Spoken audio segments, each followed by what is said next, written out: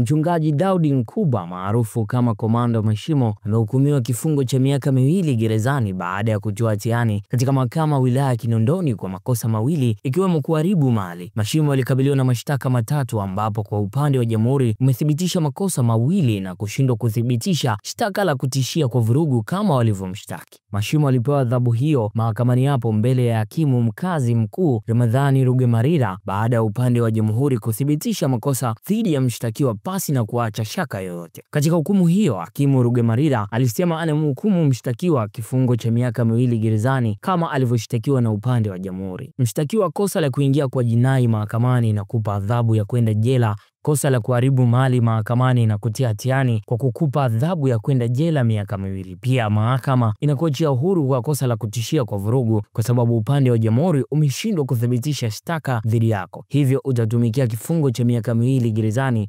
alisema hakimu. Alisema upande wa jamhuri umethibitisha kwa kuleta mashahidi 5 na vielelezo vya mshtakiwa kutoa utetezi wake kwa kuleta mashahidi kadhaa. Kabla ya kutolewa hukumu hiyo, mshtakiwa aliomba mahakama kumpunguzia adhabu kwa sababu ana familia inayomtegemea. Kwa upande wa jamhuri, wakili wa serikali Roda Kamungu aliomba mahakama kutoa adhabu kali kwa mshtakiwa kama sheria ilivyoelekeza, ikawa fundisho kwake na jamii nzima.